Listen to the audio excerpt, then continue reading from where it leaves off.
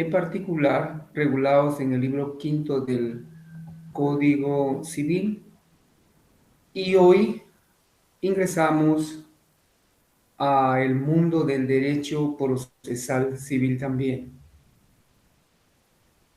Para ello, les suplico que tengan en cuenta nuestro objetivo realmente que se enfoca en los temas que les mencionamos. Pretendemos reafirmar esos conocimientos elementales que ustedes ya tienen en relación a los contratos en particular, y de una vez la introducción al derecho procesal civil y mercantil, por supuesto con sus respectivos fundamentos sustantivo y procesal. Al ingresar al tema de los contratos en particular, recuerden que platicamos que hay contrato cuando dos o más personas convienen en crear, modificar o extinguir una obligación. De los contratos regulados en el Código Civil, veamos los siguientes. Voy a suplicarles que los artículos que estamos refiriendo puedan en su oportunidad fortalecerlos y leer todo el andamiaje legal, leer todas las normas sustantivas que regulan estos contratos. Por cuestiones de tiempo nos vamos a concentrar en la parte conceptual básicamente. Contrato de promesa. Recuérdese que este es un contrato preparatorio, que estos son contratos que llamados también por la doctrina como preliminares.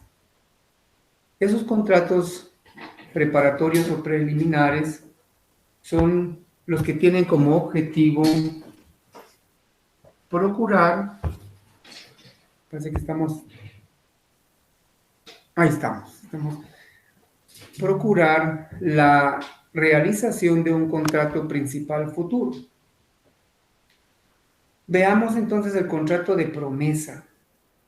Es aquel por cuya virtud dos o más personas se comprometen a celebrar en un plazo determinado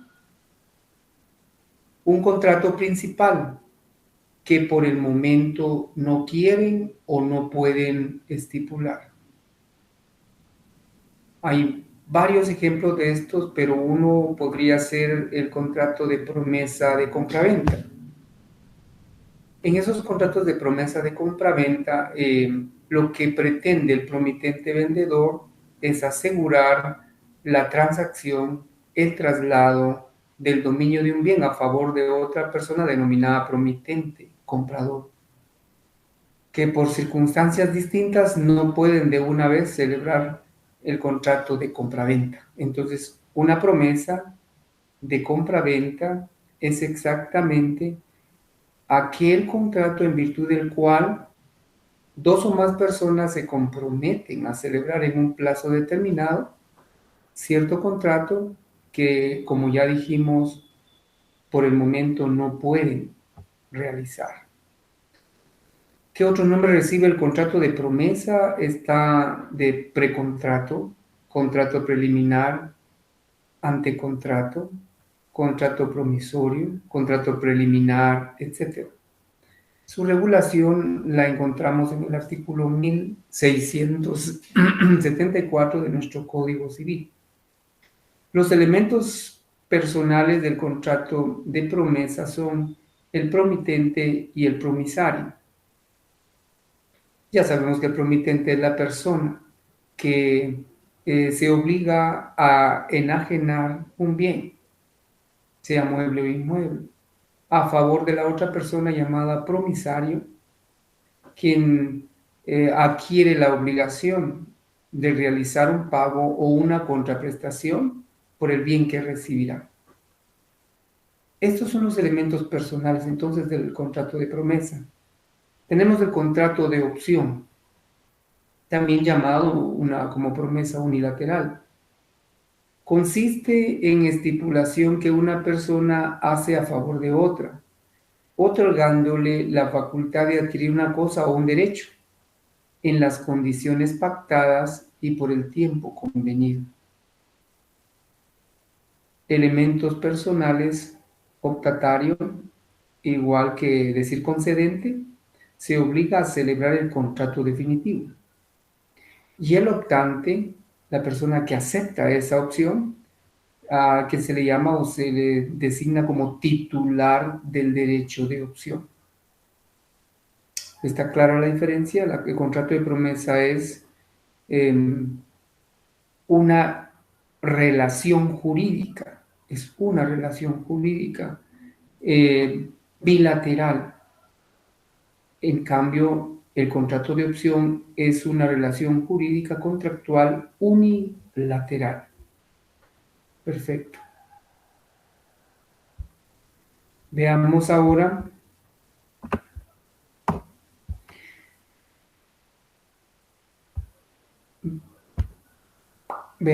el siguiente contrato.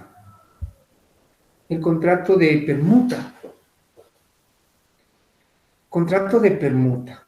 Aquel por el cual uno de los contratantes transmite la propiedad de una cosa o de un bien a cambio de la propiedad de otra cosa u otro bien. Permutar bienes no es más que cambiar bienes, por supuesto, cumpliendo con el traslado del dominio.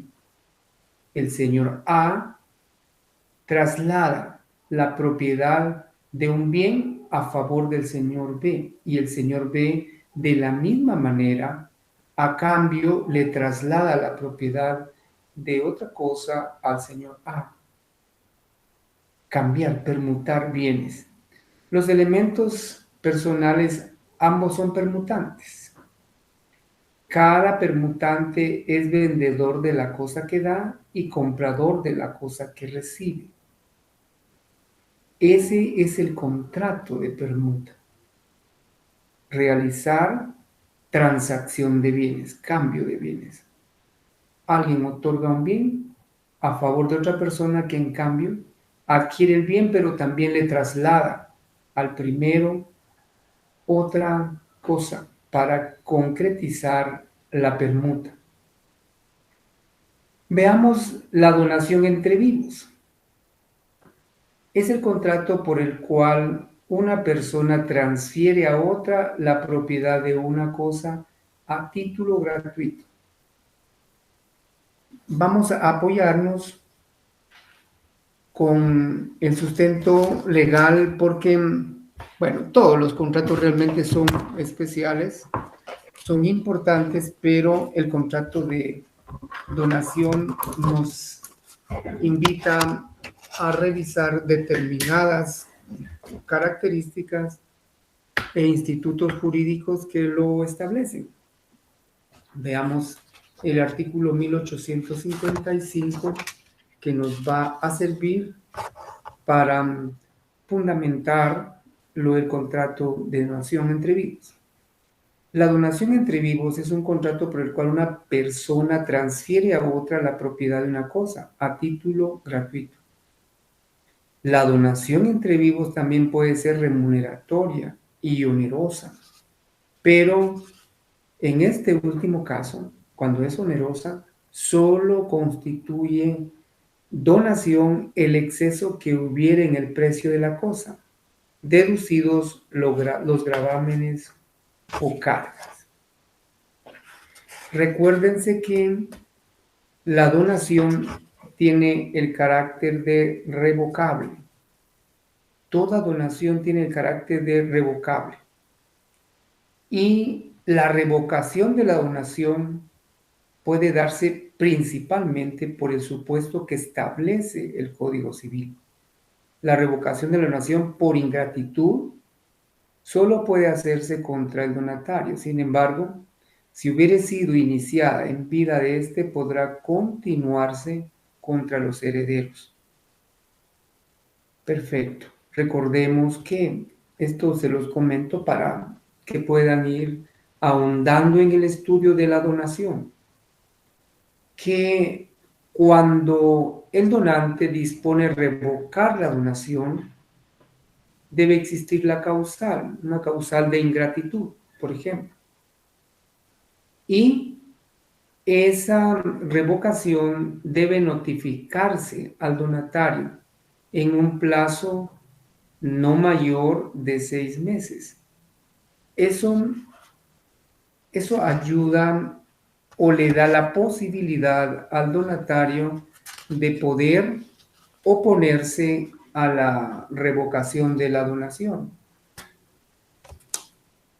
Es importante tener en cuenta que si no hay oposición en el plazo que la ley establece, entonces quedará firme la misma y el donante vuelve a adquirir el dominio y la libre disposición sobre el bien revocado. Los elementos personales de la donación está el donante y el donatario.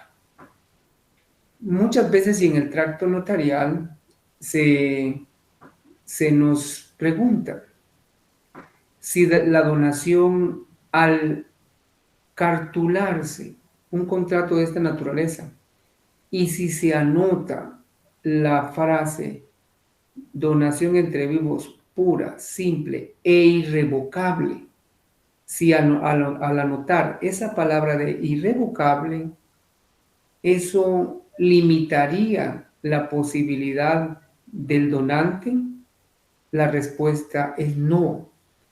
La naturaleza de la donación es eminentemente la revocabilidad. Puede revocarse aún se haya anotado en la escritura que la contenga la frase que es irrevocable. Una cuestión que es importante también en la donación, hay que tener en cuenta que la donación, para que surta sus efectos jurídicos, es necesario que conste en escritura pública con las formalidades de ley. Esto es trascendental para el tema de la donación. Continuemos, respetables futuros colegas, cuasi colegas, como dice la doctrina. Muy bien, veamos el contrato de arrendamiento. Es de tracto muy constante, es uno de los contratos, yo diría, bueno, igual que la compraventa y otros de tracto muy común, es constante en las relaciones entre particulares. El contrato de arrendamiento es aquel por el cual una de las partes se obliga a dar el uso o goce de una cosa por cierto tiempo, a otra que se obliga a pagar por ese uso o goce un precio determinado. Oportuno es que veamos esto en el artículo 1880 de nuestro Código Civil. El arrendamiento es el contrato por el cual una de las partes se obliga a dar en uso, lo que hemos dicho ya, a dar el uso o goce de una cosa por cierto tiempo, a otra que se obliga a pagar por ese uso, goce o precio determinado, por un precio determinado. La renta o precio del arrendamiento debe consistir básicamente en dinero o en cualquier otra cosa equivalente con tal que sea cierta y determinada.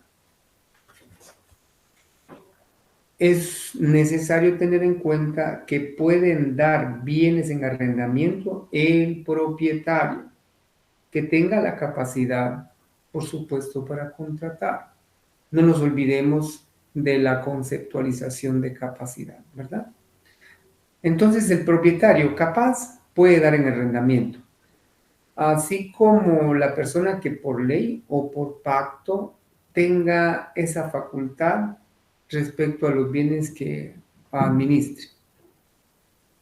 Muy bien, las entidades públicas como las municipalidades, por ejemplo, tienen la facultad también de dar en arrendamiento y lo hacen con locales o ambientes que tengan para comercio u otros fines. Perfecto. Es bueno comentarles, jóvenes, que a raíz del arrendamiento se genera una serie de problemas. Y uno de esos problemas que más es evidente en ese tipo de contratos es el incumplimiento de los arrendatarios con las cláusulas del contrato y principalmente con el pago. Cuando se da esa circunstancia, hay la necesidad de procurar la desocupación del bien, si se trata de un bien inmueble.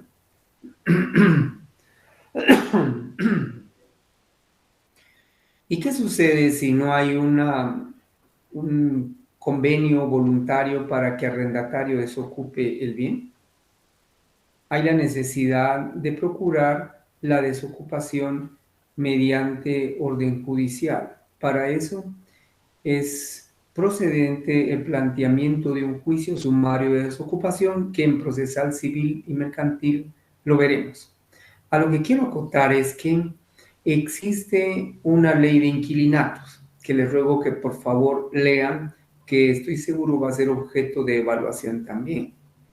La ley de inquilinatos preceptúa la manera legal, contractual, de regular la relación entre inquilinos, entre propietarios, para todo lo relativo al arrendamiento. ¿Quiénes son los elementos personales del arrendamiento? El arrendador y el arrendatario.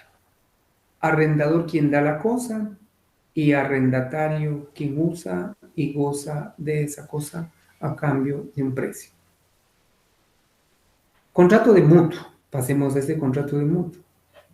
Por este una persona entrega a otra dinero u otra cosa fungible u otras cosas fungibles, con el encargo de que se le devuelva igual cantidad de la misma especie y de la misma calidad. El contrato de mutuo lo tenemos regulado en el artículo 1942, perdón, y es oportuno reiterar que este contrato de mutuo es muy frecuente, más en el argot popular, en el conocimiento o desconocimiento legal, lo denominan como créditos o préstamos. El contrato de mutuo entonces es aquel mediante el cual una persona le entrega a otra dinero con el encargo que se lo devuelva en la misma cantidad. El mutuante es responsable de los daños que sufre el mutuario por la mala calidad o vicios ocultos de la cosa prestada. En caso se dieran, por decirle algo, si fuera dinero, unos billetes falsos. Si conoció los defectos y no le dio aviso oportunamente. El mutuante, el acreedor, es responsable de daños que pueda provocársele al deudor por darle cosa con vicios ocultos. Entonces, el contrato de mutuo tiene dos elementos personales: mutuante o acreedor y mutuario o deudor. Este contrato también es de mucho tracto, muy constante. Bueno resulta o importante resulta platicar sobre el interés que debe pagarse o que se pacta en este tipo de contratos de mutuo. Hay libertad contractual, es decir, las partes pueden convenir el monto de los intereses. Sin embargo, hay que tener en cuenta que cuando no hay acuerdo entre las partes o cuando no se ha fijado el interés o cuando existe algún requerimiento de pago por incumplimiento, entonces generalmente se observa lo que es el interés legal. Y sí está regulado en el Código Civil en el artículo 1947.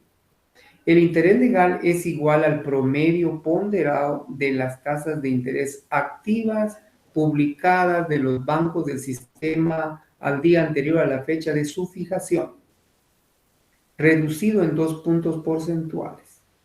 En defecto de su publicación o en caso de duda o discrepancia, se solicitará informe a la Superintendencia de Bancos, el cual tendrá carácter de definitivo.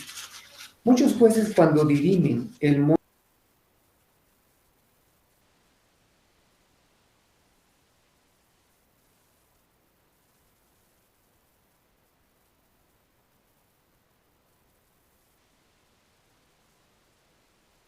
empiezan para el momento de resolver en relación a los intereses, pues requieren mediante oficio a la Superintendencia de Banco que informe cuál es el promedio de interés legal en determinado periodo de tiempo. Esto es importante en cuanto a los contratos de mutuos.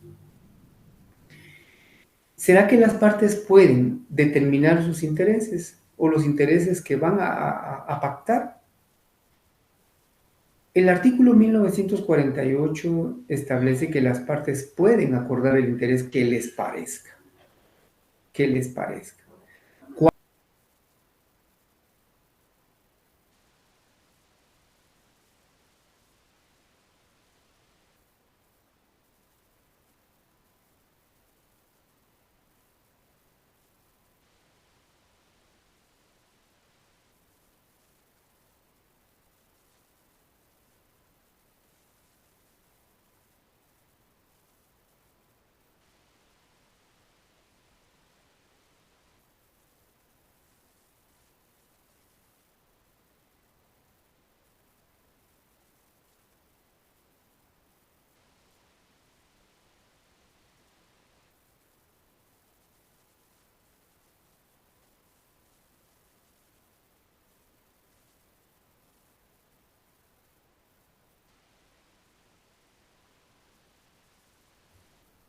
Estamos hablando entonces del contrato de mutuo.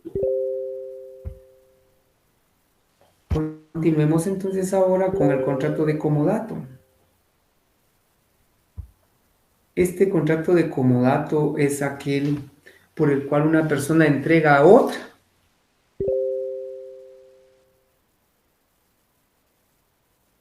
cierto tiempo y para cierto fin, y después se lo devuelve.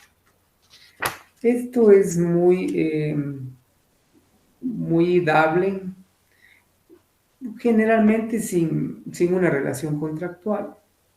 Lo ideal es trabajar o cartular por seguridad de las partes y principalmente del que da el bien, ya veremos su nombre ahorita, tener un contrato. Don A viene y mediante contrato de comodato le permite al señor B el uso de un vehículo con las características que usted puede imaginarse, para que en un plazo de un mes pueda disponer y servirse de ese vehículo y que va a ser utilizado, supongamos, para trasladar a un paciente del señor B que necesita ir de un lugar a otro para fines médicos. Y por supuesto que se fija la fecha en que va a ser devuelto.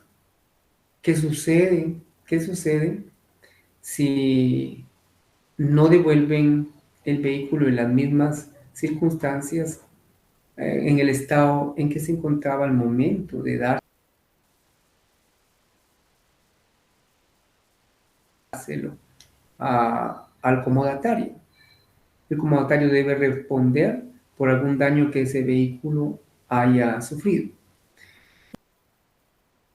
Y con esto hablamos entonces de los elementos personales, comodante y comodatario. Aló, no se les olvide, el contrato de comodato solo aplica para bienes muebles, no fungibles o semovientes y es gratuito.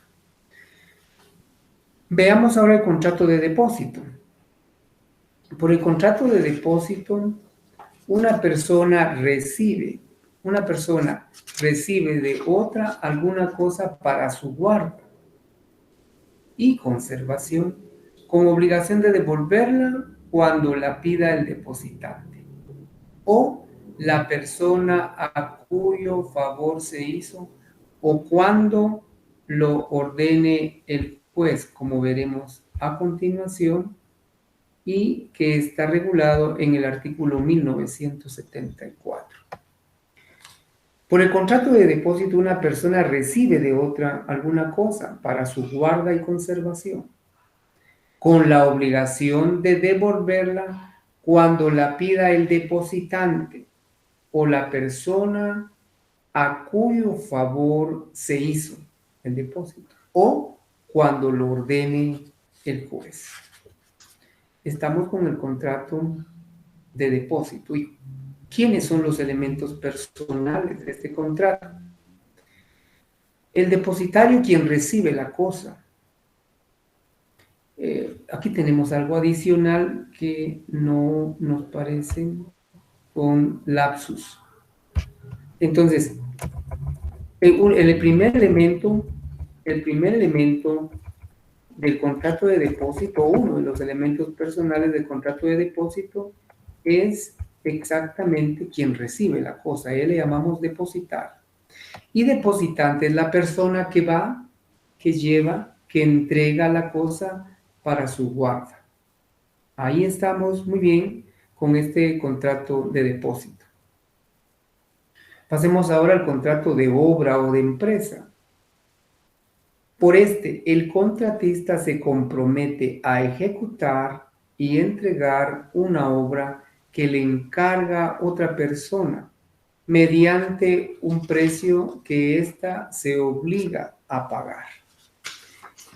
Esos contratos de obra son bastante comunes, bastante observables y más que eso son necesarios. Cuando alguna persona individual o jurídica necesite la construcción de un edificio, necesita realmente que se autorice un contrato de obra. Y esos contratos de obra para asegurar para establecer distintas estipulaciones. Por ejemplo, las características del inmueble o del edificio que se va a construir, la cantidad de puertas, ventanas, espacios para garage, etc. La calidad del material y, en fin, todas las estipulaciones que se estimen necesarias, que estén bien identificadas y bien establecidas en ese contrato de obra empresa. Y, por supuesto, el valor, el monto y el plazo de entrega. Esos contratos de obra, reitero, en todos los ambientes en que no nos vamos, podemos observar esos contratos de obra, ¿ya? Lo vemos en las áreas portuarias, lo vemos en las áreas citadinas, en las metrópolis, en todas partes, en las áreas también fuera de la ciudad capital. Allí podemos encontrar un sinfín de obras que se encuentran en ejecución y ese tipo de obras generalmente están afectadas o están reguladas mediante contrato de obra o de empresa.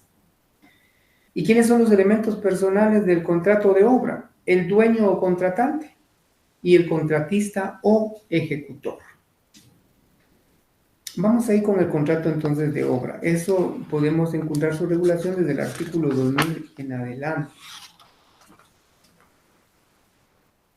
Es importante tener en cuenta que el riesgo de la obra correrá a cargo del contratista o empresario hasta el momento de la entrega, a no ser que el que hubiere de recibirla incurriera en mora, hubiere convenio expreso en contrario, o hubiere convenio expreso en contrario. ¿Quién es el responsable entonces de la obra? Es el contratista hasta el momento de la entrega. Muy bien. En estos contratos de obra hay bastante regulación que me gustaría que la lean detenidamente. Van a ver ahí también la posibilidad de que se hagan un tipo de diseños, cuándo hay que pagar los diseños, cuándo no hay que pagarlos, etcétera, ¿verdad? Por supuesto, eso de diseños o planos, planificación es previo al contrato de obra. Muy bien. Vamos a continuar, respetables colegas, ahora con el contrato de servicios profesionales. Por el contrato de servicios profesionales se entiende aquel en virtud del cual una persona llamada profesional, se obliga a prestar un servicio técnico a favor de otra llamada cliente. ¿A cambio de qué? De una retribución llamada honorario. Bueno. Los servicios profesionales en el artículo 2027 los encontramos. Un ejemplo muy claro, notorio, de este tipo de contratos es la prestación que su servidor le hace a la Universidad Rural de Guatemala. Le presto mis servicios profesionales para poder compartir con ustedes estos conocimientos y la universidad está comprometida conmigo a pagarme una retribución o unos honorarios que, bueno, ya fueron pactados. Pero puede ser que por pandemia me los incrementen, ¿verdad? Bueno, esto es una bromita ahí para que ustedes vean que nosotros, los profesionales, podemos ofertar, podemos contratar servicios profesionales, podemos cumplir, prestar ese tipo de servicios técnico-profesionales.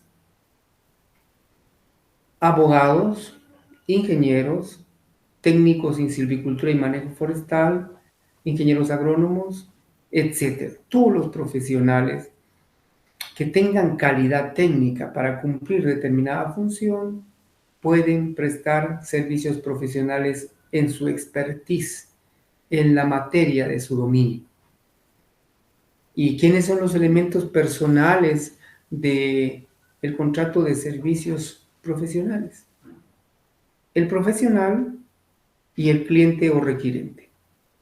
Dos elementos, ¿verdad? El profesional, ahí no podemos obviar o solo circunscribirnos a la abogacía y notariado, ¿no? Porque hay profesionales en distintas ramas de la ciencia en nuestro medio, ¿está bien? Entonces son dos elementos: el profesional, ingeniero, arquitecto, doctor, etcétera, abogado, y el cliente o quien requiera de esos servicios. Contrato de fianza. Este contrato de fianza es especial. Por una persona se compromete a responder por las obligaciones de otra. Hemos tenido mucha experiencia con estos contratos de fianza y siempre creemos que no debe aceptarse ser fiador. Pero la ley sí regula el contrato de fianza y es aquel mediante el cual una persona se compromete a cumplir con las obligaciones de otra. Veamos entonces ahora del contrato de fianza quiénes son los elementos personales: el fiador y el fiado o deudor, dos personas. Muy bien, veamos ahora el contrato de la renta vitalicia. Es un contrato aleatorio porque depende de la realización de ciertas circunstancias, por el cual una persona transmite el dominio de determinados bienes a otra, que se obliga en cambio a pagar periódicamente una pensión durante la vida del rentista. Renta vitalicia. Una persona transmite el dominio de determinados bienes a otra persona. ¿A cambio de qué? De que esta otra persona pueda pagar periódicamente una pensión durante toda la vida del rentista. Por eso se le denomina renta vitalicia, de por vida.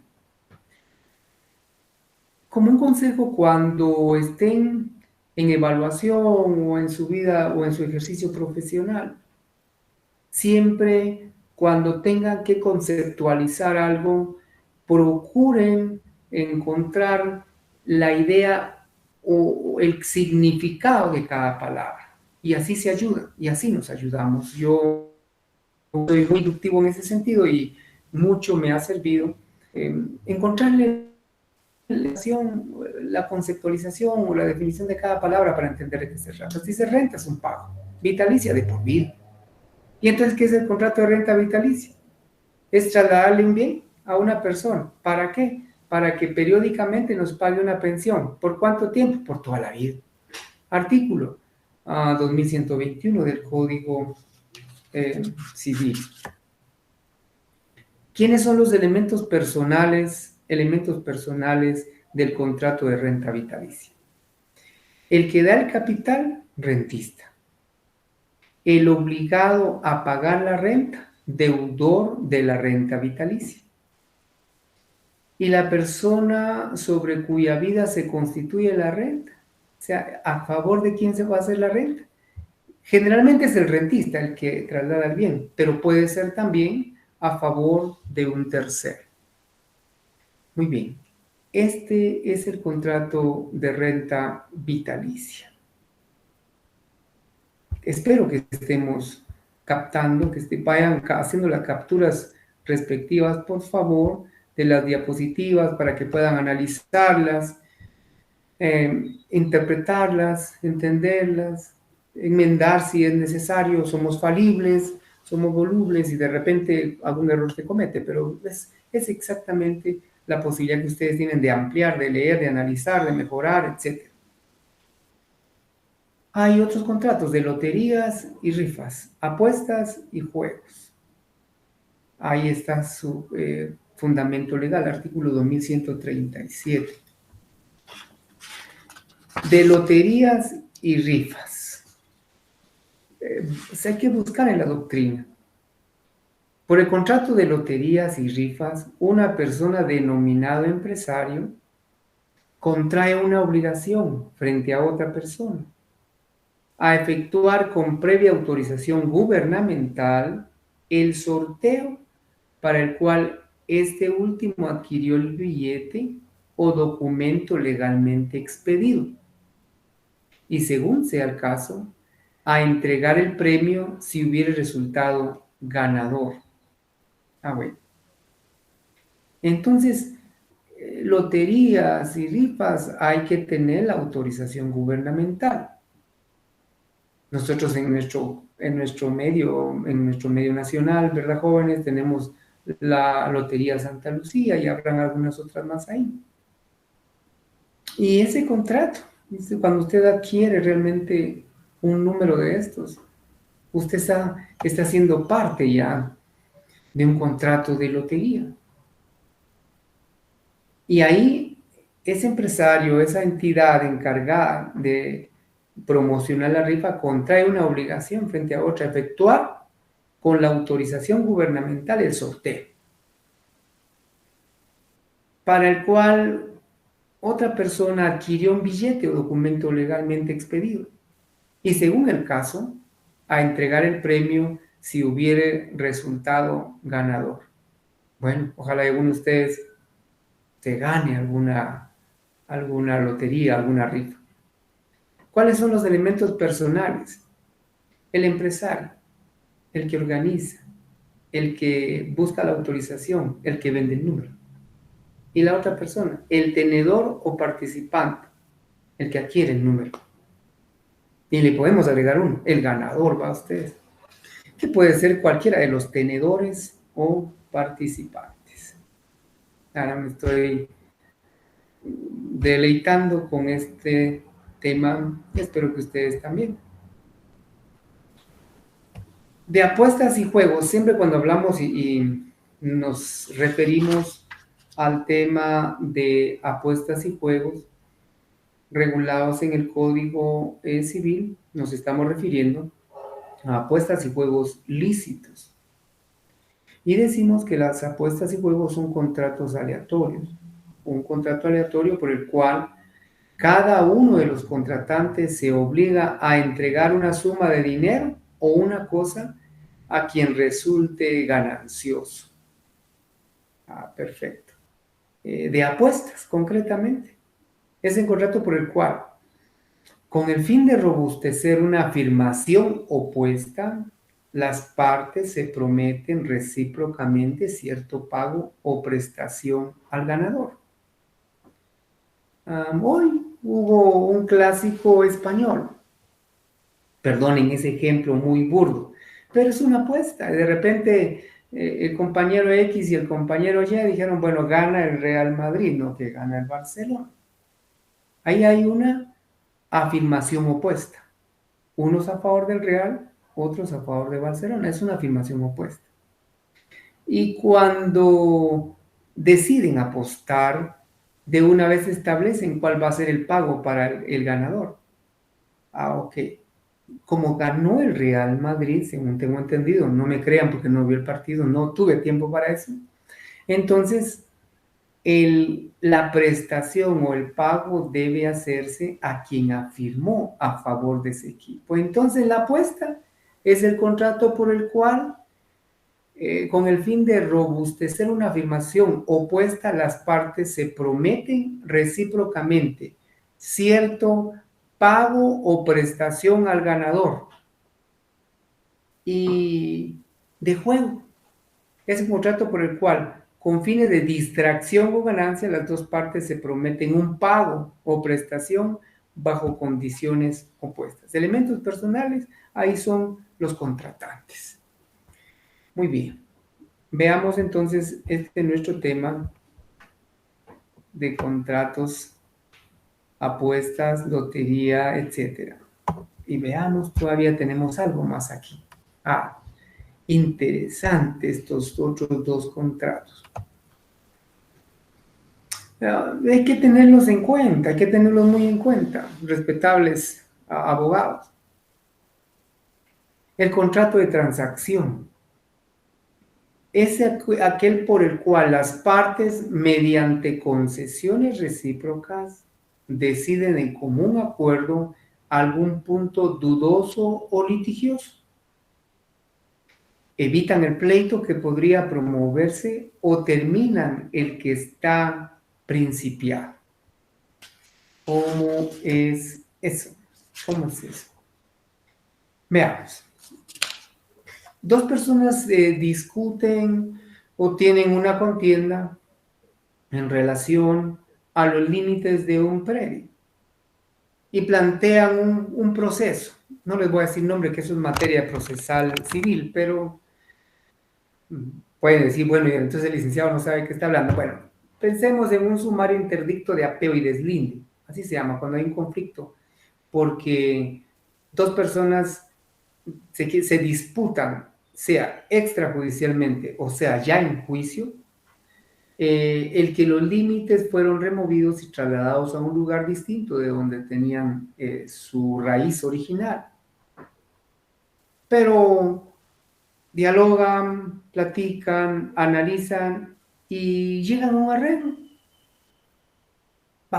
¿Cómo se hace constar ese arreglo? Por medio del contrato de transacción. ¿Y por qué dice concesiones recíprocas?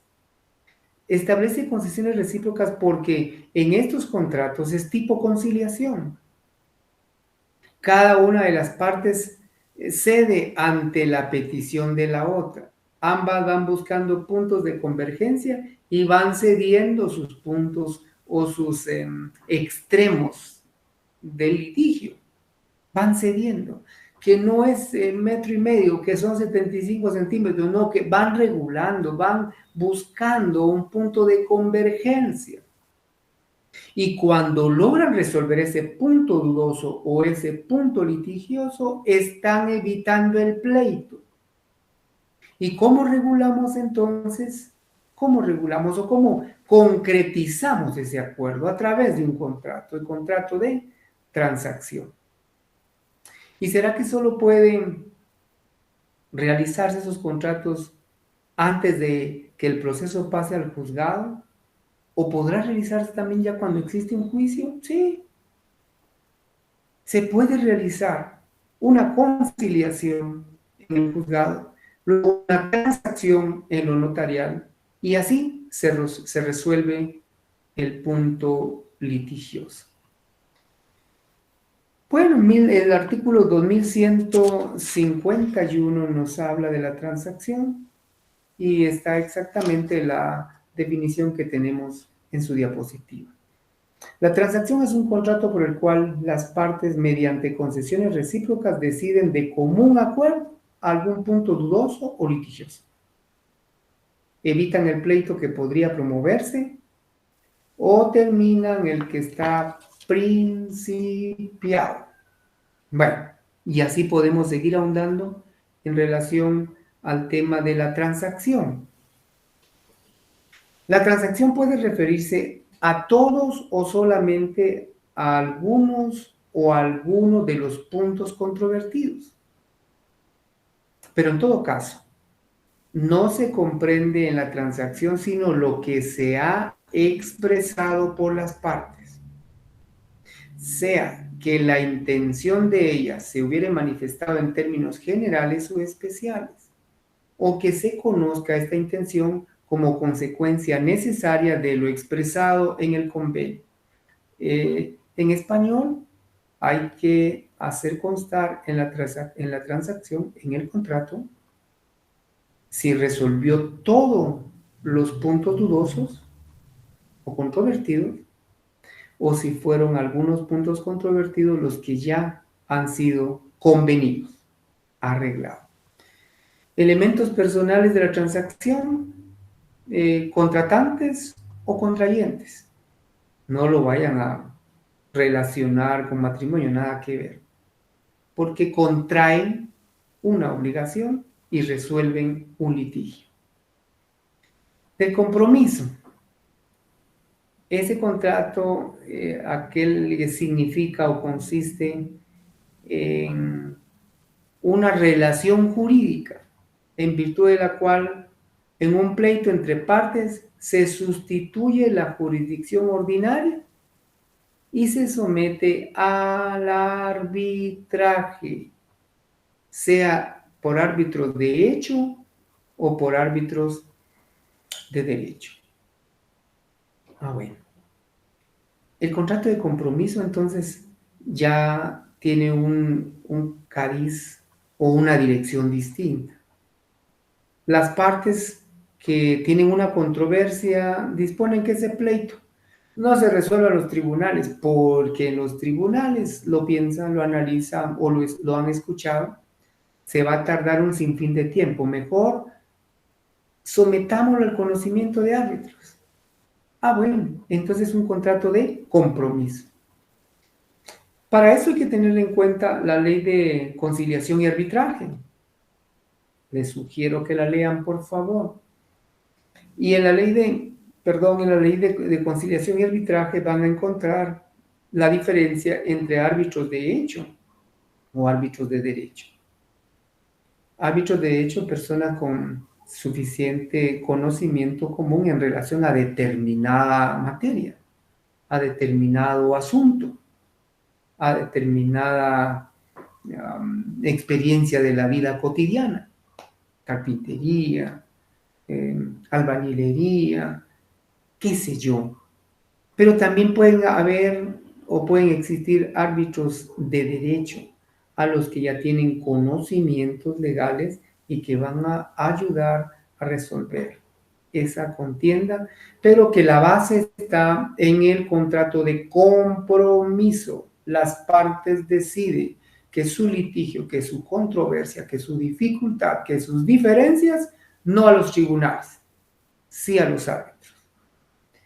Elementos personales, contratantes o adquirentes del compromiso.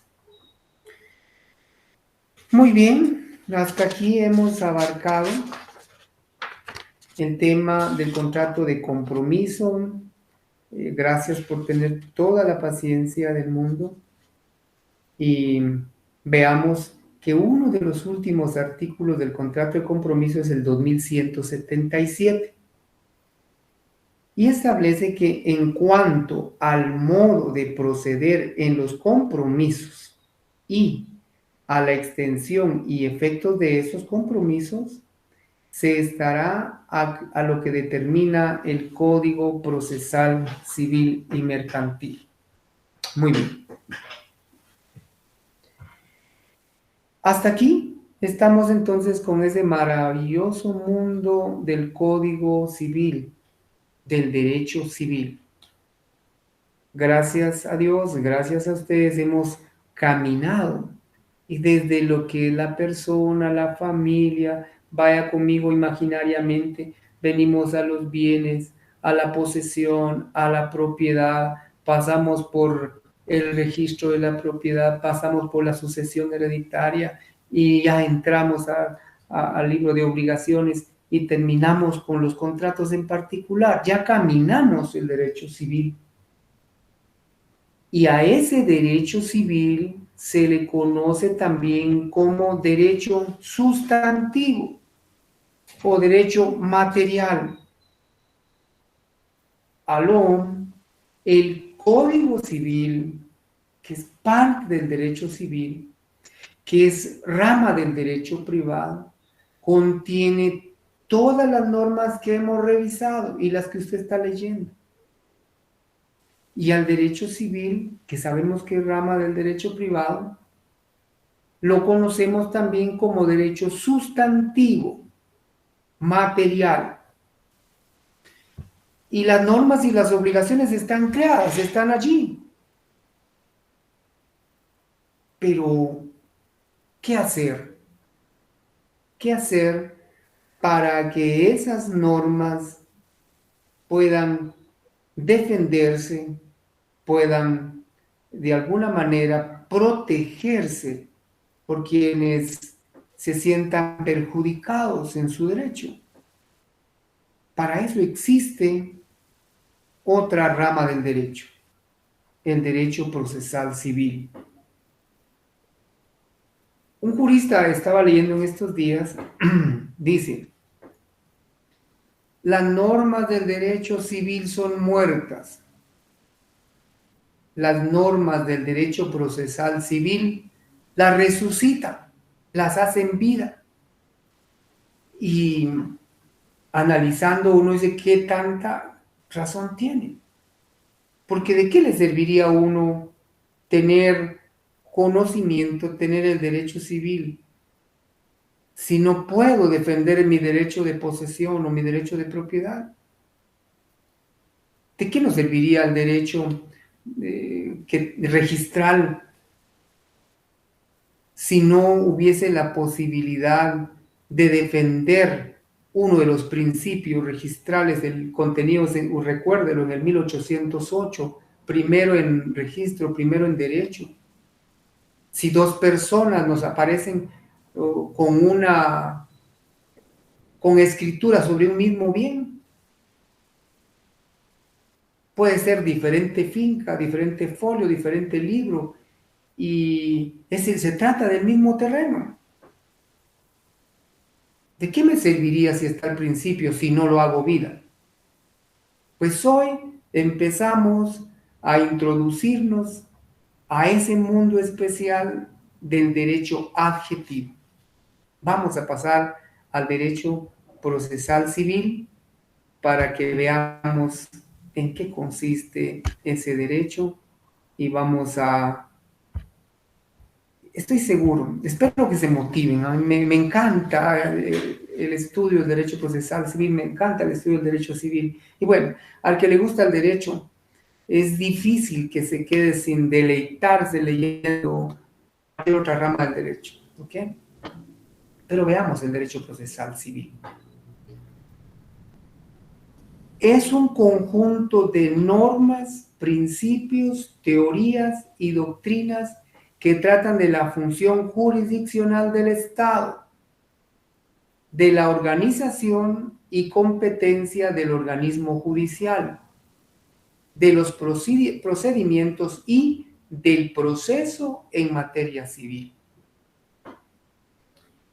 Jóvenes, tengo el Código Civil en una mano, tengo el derecho sustantivo o material. Tengo el Código Procesal Civil y Mercantil en otra mano, tengo con ese Código Procesal Civil y Mercantil el derecho adjetivo o derecho procedimental o el derecho procesal, así se le denomina también. ¿Y qué es el derecho procesal civil? Son todas esas normas, son esos principios, esas teorías, esas doctrinas que tratan sobre la función jurisdiccional del Estado. ¿Y por qué función jurisdiccional? Porque es el Estado el que tiene la facultad de administrar justicia, ya lo vamos a ver. Pero el derecho procesal civil también no solo ve la función jurisdiccional del Estado, sino la organización y competencia de los juzgados. También ve los procedimientos. También se encarga o enfoca o abarca el derecho procesal civil lo relativo al proceso en materia civil. Concluimos el concepto. Derecho procesal civil entonces es el conjunto de normas, principios, teorías, doctrinas que tratan sobre la función jurisdiccional del Estado, la organización y competencia de los juzgados, procedimientos y procesos en materia civil. ¿Y qué es procedimiento? Procedimiento es el conjunto de formalidades a que están sujetas las partes y los jueces. Esas son todas las formalidades, a eso se llama procedimiento. ¿Y dónde están establecidos los procedimientos? En el Código Procesal Civil y Mercantil. De hecho, supongo que usted ya tiene su código por allí. Yo tengo el mío también ya por aquí. A mi Código Civil ya le dije gracias por un momento porque siempre nos va a servir. Y ahora tenemos a nuestro Código Procesal Civil para imbuirnos en ese campo especial, atractivo, muy bonito y de suficiente trabajo. Prepárense, jóvenes, hay trabajo para todos. Las contiendas entre particulares son constantes, fueron constantes y serán constantes y va a ser necesaria la intervención de profesionales como ustedes. Procedimiento entonces es el conjunto de formalidades a que están sujetos, jueces y partes en todo proceso. En todo proceso. Ejemplos, hay un sinfín de ejemplos que los vamos a ir viendo o vamos a ir viendo procedimientos en el desarrollo completo del curso. Por ejemplo, hay formalidades a que tiene que estar sujeto el juez cuando va a presentar un escrito. El artículo 61 del Código Procesal Civil y Mercantil le establece a jueces, le establece a las partes cuáles son los requisitos y no lo hace de manera general, sino específica. Ya lo veremos. Ya sabemos entonces qué es procedimiento. Ya sabemos qué es derecho procesal civil. No va a haber ninguna justificación para no manejar bien esos temas. Le va a ir muy bien a usted si está atento y si lee y revisa este material, lo amplía, lo mejora, lo enmienda, etc. El procedimiento dijimos ya que es el conjunto de formalidades a que están sujetos jueces y partes de conformidad con la ley, ¿verdad? Proceso. Realmente el proceso, yo voy a definirlo, ahí tenemos un concepto. El proceso es el conjunto de actos procesales que inician con la petición o demanda y concluyen con la sentencia de primero o segundo grado. Pero pongámosle otro concepto. Proceso es la relación lógica, coherente entre las distintas etapas de una litis. Esa relación lógica, periódica, congruente entre todas las etapas para dirimir una controversia judicial, por cierto, que inicia con una demanda, efectivamente, y concluye con una sentencia de primero o segundo grado, también así lo es. A eso le llamamos proceso. Pero ya que estamos en el ámbito de introducirnos al proceso y todo, anotamos ahí, vean, diferencia entre derecho sustantivo y derecho adjetivo. Ya lo dijimos, no es malo enfatizarlo. Si le hablan a usted, platíquenos algo sobre el derecho civil sustantivo. Y empieza usted. Son el conjunto de normas, principios, doctrinas, teorías que corresponden al derecho privado y que se da la relación entre particulares, relaciones familiares, patrimoniales, etc. En pocas palabras, el derecho sustantivo está concretizado en nuestro Código Civil. Y el derecho adjetivo, ya le comentamos, que los juristas, los estudiosos, le asignan diferentes nombres, sustantivo o material. Al derecho adjetivo le asignan también derecho adjetivo, procesal o procedimental. Ya tenemos clara la diferencia, no nos vamos a perder. Ya sabemos qué es proceso entonces. Serie de etapas, lógica y cronológicamente concatenadas. Serie de etapas lógica y cronológicamente concatenadas que inician con una demanda y concluyen con una sentencia resolviendo litis, conflictos sometidos a los jueces competentes. Muy bien, jóvenes. Otra situación que es bien emocionante, importantísima, más que emocionante, que esto no es de emoción, esto es de reflexión, de análisis y de aprehensión. Los principios del derecho procesal civil. A ver, al principio de nuestra preparación de privados, explicamos qué eran principios. Explicamos que eran teorías, que eran doctrinas y que eran normas. Recordemos que los principios son líneas conductuales, líneas teleológicas, líneas imaginarias, pues, que le sirven de referencia a una ciencia para su desarrollo. Esos son los principios, esas directrices que hay que tomar en consideración para poder aplicar o para poder hacer uso de un derecho procesal. Con vuestro permiso.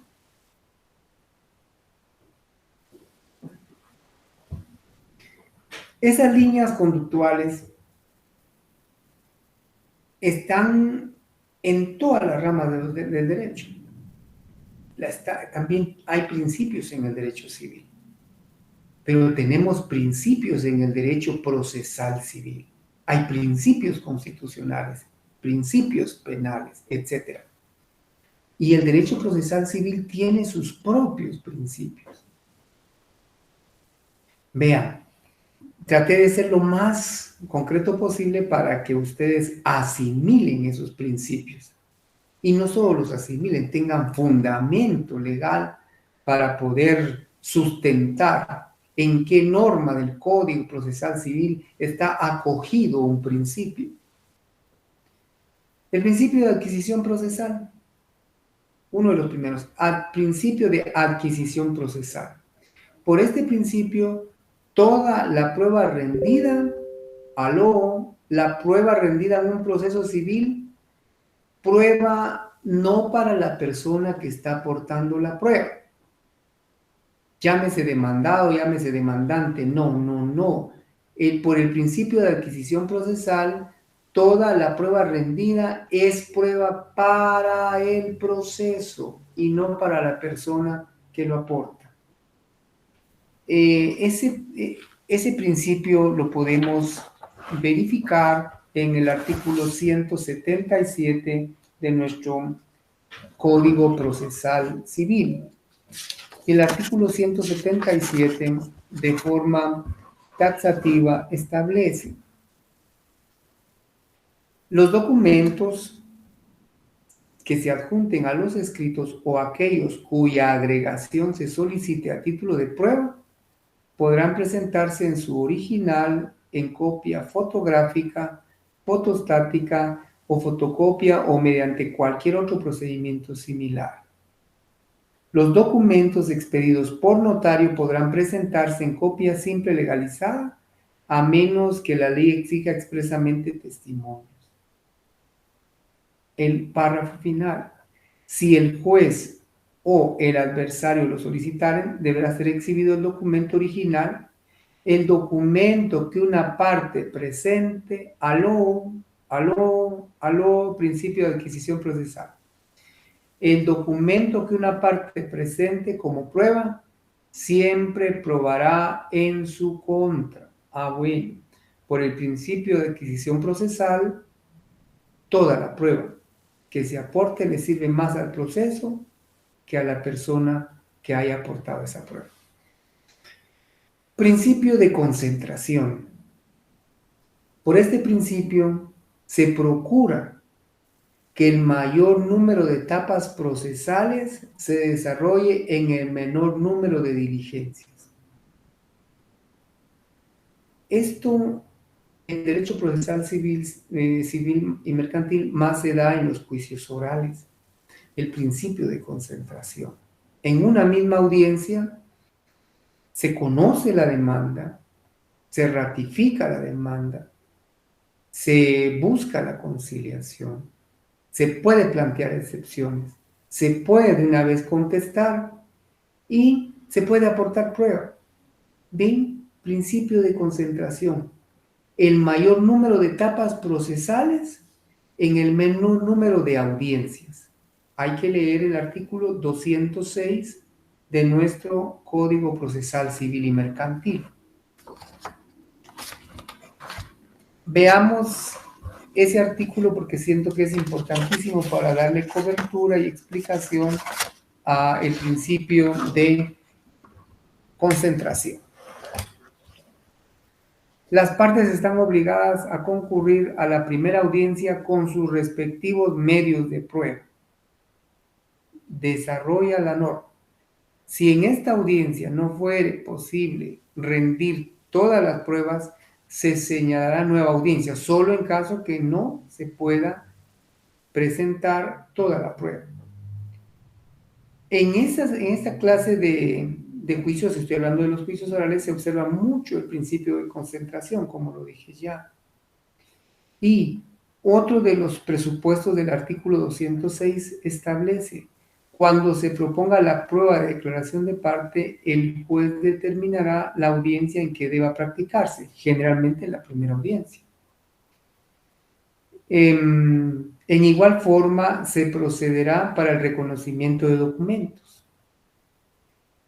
Lo dispuesto en este artículo se entiende sin perjuicio de la facultad que tiene el juez para ordenar diligencias para mejor proveer, de acuerdo al artículo 197. Hasta eso puede darse por el principio de concentración.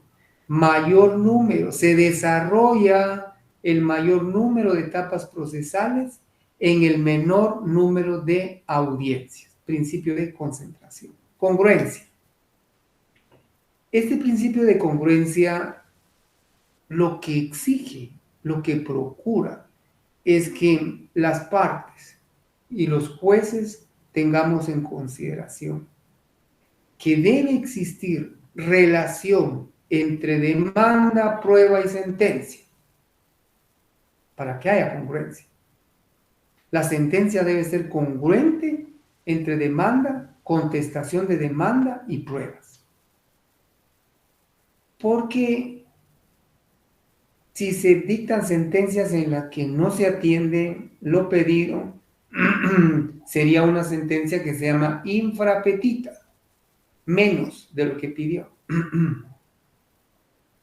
Y si en una sentencia se ordenan circunstancias que van más allá de lo pedido, es una sentencia extrapetita, que tiene más de lo pedido.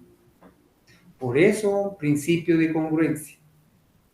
Debe existir relación congruente entre demanda, contestación de demanda, prueba y sentencia. Muy bien.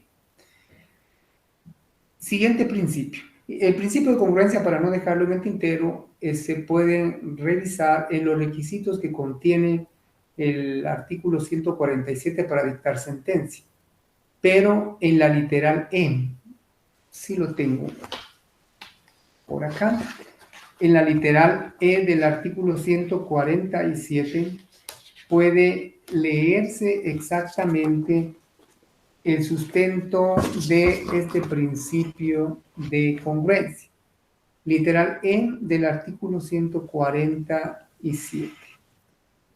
Dice, la parte resolutiva que contendrá decisiones expresas y precisas, habla de la sentencia, principio de congruencia, dice, la parte resolutiva que contendrá decisiones expresas y precisas congruentes con el objeto del proceso. Exige la congruencia. Adquisición de procesal, ya lo vimos, concentración procesal, congruencia, y vamos al principio de preclusión. El principio de preclusión. Este principio lo que nos ayuda a observar es que las etapas son precluyentes, las etapas en el proceso. Transcurrida una etapa del proceso, no puede retrotraerse, no puede regresarse. Principio de preclusión. El artículo 64 del Procesal Civil y Mercantil lo establece, lo regula, lo acoge, lo contiene. Preclusión. Carácter de los plazos y términos. Los plazos y términos señalados en este código a las partes para realizar los actos procesales, esos plazos son perentorios e improrrogables, salvo alguna disposición en contrario. Principio de preclusión. Precluye, concluye, termina, se acaba cada etapa procesal, ya no puede retrotraerse. ¿Hay algunas excepciones? Sí puede darse. Por ejemplo, algún error, que se haya cometido un error involuntario de parte de los juzgadores.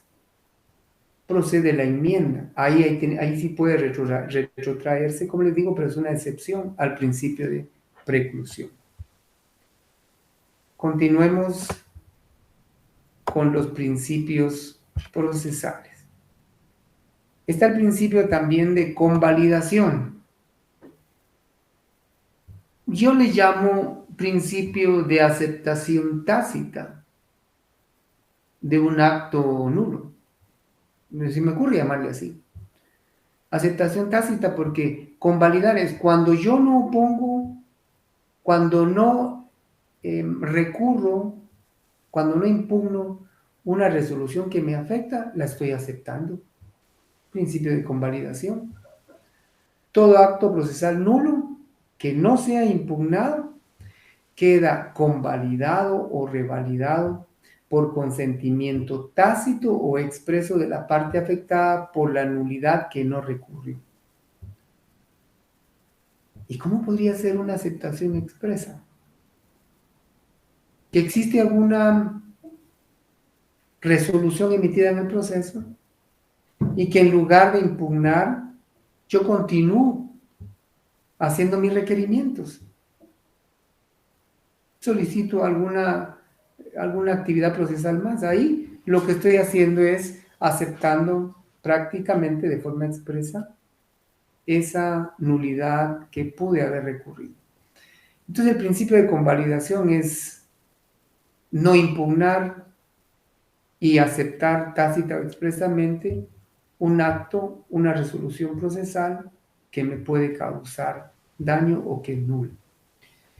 ¿Qué artículo nos ayuda allí? El 614, siempre de nuestro Código Procesal Civil y Mercantil. El tiempo estoy viendo. Bueno, 614.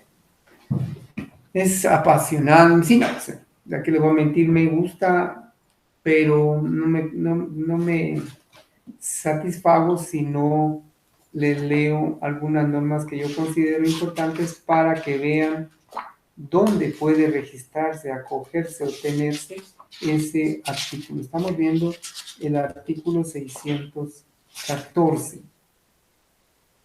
Muy bien. Código Procesal Civil 614. Usted lo tiene a la mano, estoy seguro. Se anda corriendo igual que yo.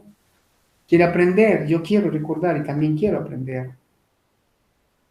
La nulidad no puede ser solicitada por la parte que realizó el acto, sabiendo o debiendo saber el vicio que lo afectaba. Tampoco puede ser interpuesta por la parte que lo haya determinado. Aló, aquí está el principio de convalidación. Es improcedente la nulidad cuando el acto procesal haya sido consentido por la parte que la interpone, aunque sea tácitamente. Oiga esto y lea. Se supone consentimiento tácito por el hecho de no interponer la nulidad dentro de los 3 días de conocida la infracción. Tenía 3 días para interponer recurso de nulidad en contra de ese acto procesal que me afectaba y no lo hice, opera el principio de convalidación, lo acepté. Principio de eventualidad. Las partes tienen la carga de hacer valer ya sean acciones, excepciones, pruebas, recursos procedentes, en caso de que en el futuro hubiese necesidad de hacerlos valer para garantizar derechos procesales. ¿Cómo el principio? A ver, ¿cómo explicamos el principio de eventualidad? Con una frase. Por cualquier cosa, aporto toda la prueba que sea necesaria. Y eso se sustenta en el artículo 106, está también en el artículo 128 del Código Procesal Civil y Mercantil. O sea, como es obligación de la parte, es obligación de las partes hacer valer sus derechos, sus acciones, sus excepciones, sus pruebas, sus recursos, por cualquier cosa, por cualquier eventualidad, pues, yo voy a ofrecer toda la prueba que estime necesaria o prudente. Y ahí ofrecí reconocimiento judicial. Perfecto. No estuvo de más. De repente necesito se practique reconocimiento judicial sobre personas, cosas, lugares, etc. Ya no me quedo, no descuido ese derecho. Por eso el principio de eventualidad es hacer valer mis derechos aportando toda la prueba, interponiendo todos los recursos que sean necesarios. Eventualidad. Principio de igualdad. Las partes en el proceso deben tener el mismo trato, las mismas oportunidades.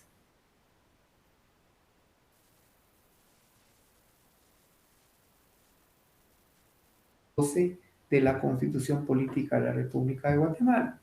El artículo 4 habla de la igualdad de derechos y eso aplica para este principio procesal civil que es principio de igualdad. ¿Y por qué el 12? Porque ninguna persona puede ser condenada sin antes haber sido citada, oída y vencida en juicio ante autoridad o juez competente. Bueno, veamos. Está el principio de inmediación. Por el principio de inmediación tenemos que tener presente, tenemos que estar conscientes de que el juez debe estar en contacto personal con las partes. El juez tiene que estar en todas las diligencias. Él no puede estar al margen de, es improcedente, es ilegal, es incorrecto y hasta diría yo es injusto que el juez no esté presente en todas las diligencias. El principio de inmediación, para entenderlo, algunas veces a mis alumnos antes de les digo, Cuando escuche usted el principio de inmediación, recuerde que el juez está en medio de inmediación.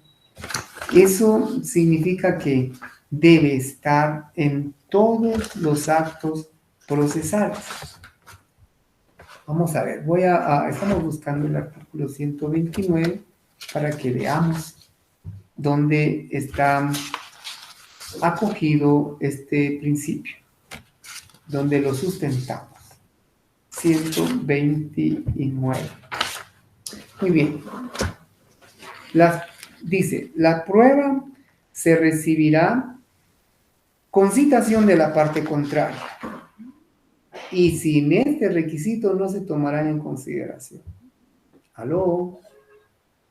Toda la prueba que se ofrezca y se aporte debe hacerse con citación de la parte contraria para que se tenga en consideración. Bueno, pero estamos hablando del principio de inmediación, regresemos. El juez tiene que estar en medio de las partes. El juez tiene que estar en contacto con las partes. En el último párrafo del artículo 129 establece, el juez presidirá todas las diligencias de prueba. ¿Quién preside todas las diligencias de prueba? El juez. Allí está acogido, sustentado el principio de inmediación. De igual forma, el artículo 203 de este mismo cuerpo legal, el decreto 107. Principio de legalidad. Todos los actos son válidos si se fundan en una norma legal y se ejecuta de acuerdo con lo que esa norma prescribe. Bueno. Los actos serán válidos ¿cuándo? Si se fundan en normas, en artículos, y si se ejecutan de acuerdo con esos artículos. Como ejemplo, se nos ocurrió, creí oportuno anotar el artículo 131 del Código Procesal Civil y Mercantil, porque establece el que haya de absolver posiciones, contestar preguntas ante el juez, será citado personalmente. ¿Cómo tiene que ser citado? Personalmente. Principio de legalidad. A más tardar 2 días antes del señalado para la diligencia. ¿Cuántos días antes? 2 días. Principio de legalidad. Y si no se ejecuta atendiendo esas normas o esos supuestos adjetivos ya mencionados, estaríamos incumpliendo, estaríamos en una ilegalidad. Entonces también el principio de legalidad es propio del derecho procesal civil. Y vamos con el principio de oralidad. Ese principio nace a la vida cuando en el proceso prevalece la oralidad. Hay que ser muy sinceros. El código y el derecho procesal civil es eminentemente rogado, suplicado. Es a ruego, ya veremos algún principio en relación a esto. Pero el principio de oralidad está en uno de los procedimientos, de los procesos que establece el Código Procesal Civil y Mercantil. El artículo 201 establece, la demanda, podrá presentarse verbalmente. Acoge el principio de oralidad. Principio de probidad. Principio de probidad. El proceso es institución de buena fe. Los procesos, las contiendas judiciales, las demandas tienen que sustentarse en ese principio de probidad, de buena fe.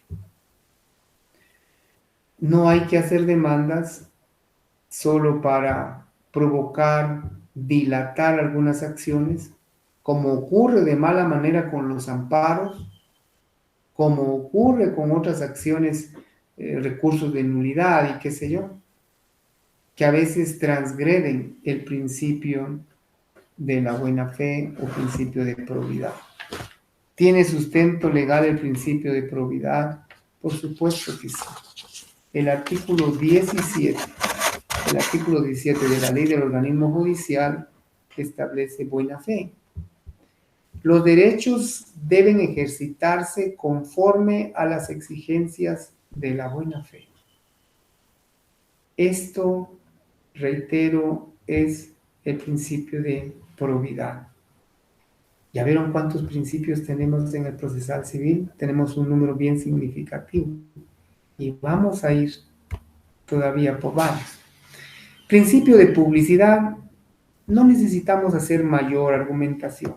Todos los actos procesales son públicos. Eso puede cotejarlo en el artículo 63 de la ley del organismo judicial.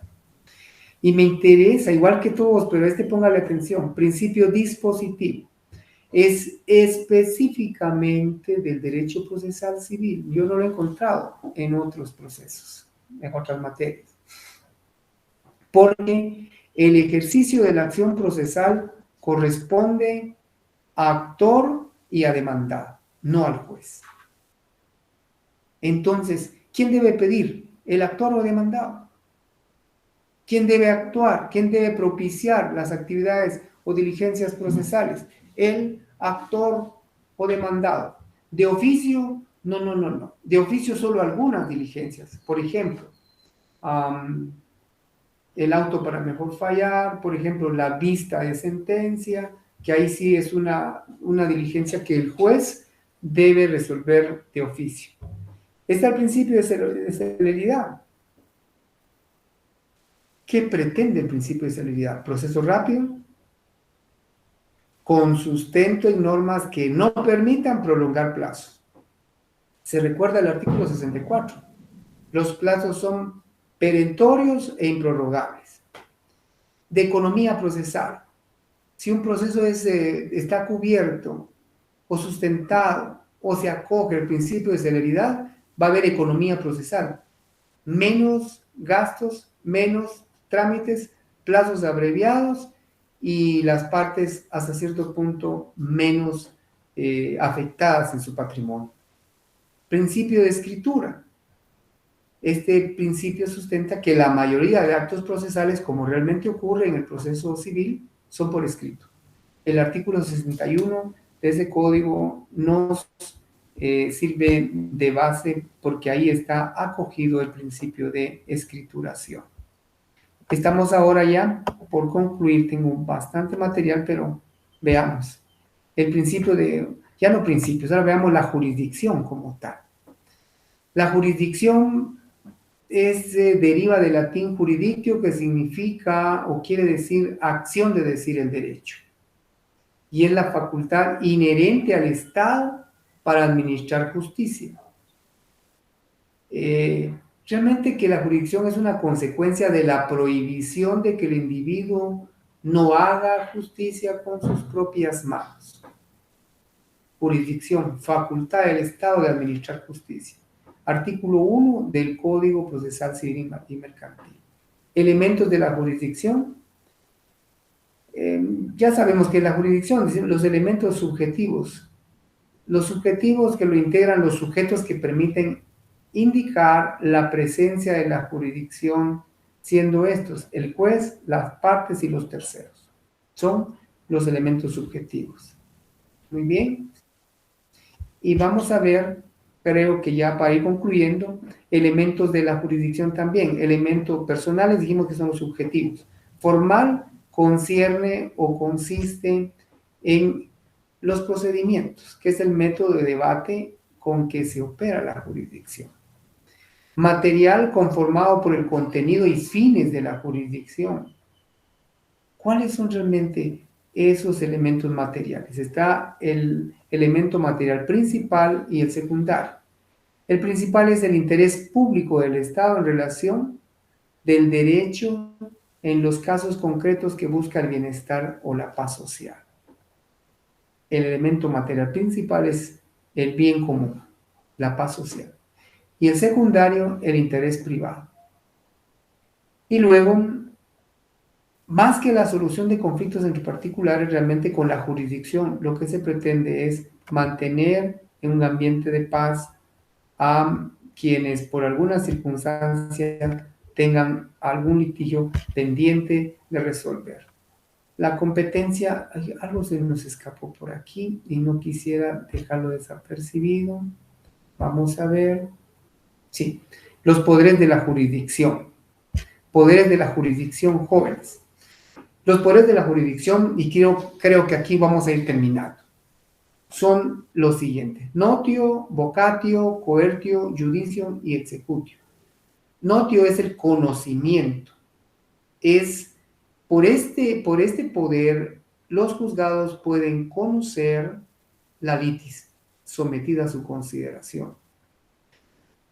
Convocatoria o vocatio. Por el juzgado o los jueces pueden citar a las partes, convocar. Coertio. Por este poder de la jurisdicción, el juez tiene la facultad para apremiar, obligar, compeler a que se ajuste a derecho la acción de las partes. Judicio. Este poder de decisión le da facultad a los jueces para decidir sobre la cosa juzgada e incluso causar cosa juzgada. Judicio no es más que decidir, sentenciar. Y luego, ejecutio. Los jueces también tienen la facultad de ejecutar lo juzgado. Eso puede verlo en el artículo 340 y 341 del Código Procesal Civil Mercantil. Hasta aquí nos quedamos el día de hoy. Gracias a todos por su tolerancia. 205 todavía con nosotros. Muchas gracias. 195 ahorita. Gracias, Dios los bendiga y espero en Dios podernos saludar en la próxima semana. Que descansen, que se deleiten estudiando. Ese privilegio no es de muchos. Buenas tardes.